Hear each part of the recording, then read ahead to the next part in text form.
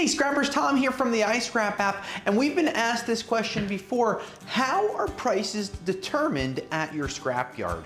So I wanted to talk about a few different factors and show you this beautiful map that I drew freehand. So if you can tell, it's a picture of the United States. Of course, we have our neighbors to the north up here in Canada, and a lot of this applies to them as well. Now, prices are determined not only by supply and demand, but they're also determined by things like fuel costs, what's going on in the world. And let me just give you a brief idea. So let's say you live here in the center of the country, right? That's where you live.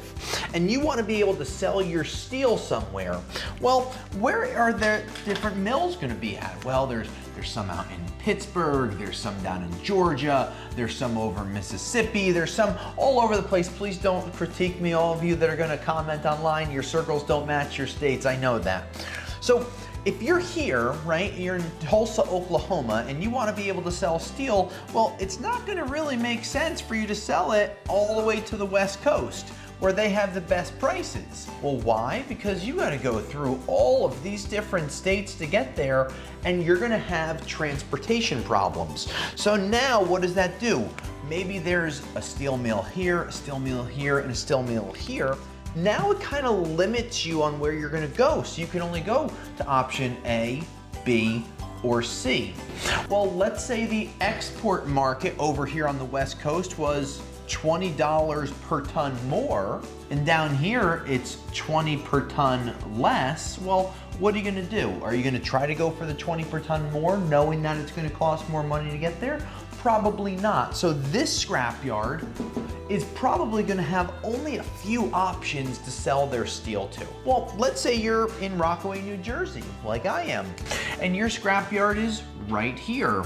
Well, not only do I still have access to these Pittsburgh locations down south, I only have a short distance to have my steel go to a scrapyard or a larger processor that's immediately putting it on a ship and shipping it overseas. So now they're filling barges with thousands of tons of steel, and I only had to travel 30 miles. Where this guy here, they would have to travel 1,000 miles or more, or put it on a rail. I talked to a guy that has a yard down in Ohio, southern Ohio. He purposefully built another scrapyard just so he could get rail to it because his transportation costs for his trucks were so expensive. Now, other things that could affect some of the scrap prices: supply and demand around the world. What construction is going on? Are we in a heavy industrial boom? Are we in more of a recession? Are we in a war period? Do we have high fuel costs, low fuel costs? All of these things add into different pressures.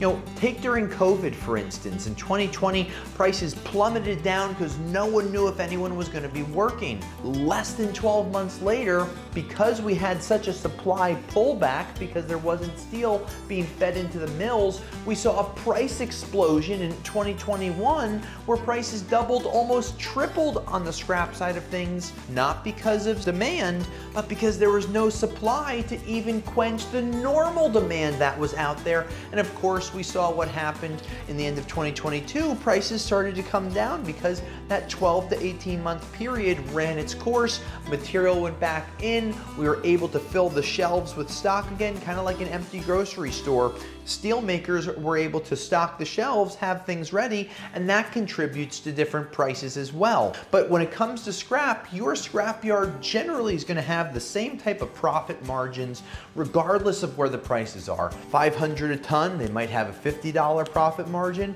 200 a ton, they're probably still going to have a $50 profit margin.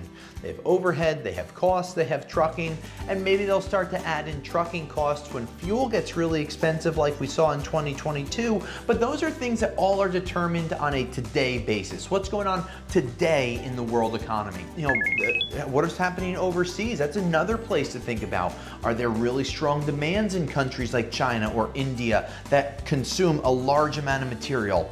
If their economies are in recession, well, that's going to pull down the global commodity prices, which will hurt prices as well. So even if we're booming here in the US and in Canada, that doesn't mean that the world is booming, so prices change based on worldwide demand, because copper, aluminum, brass, oil, wheat, grain, commodities in general are not specific to a country.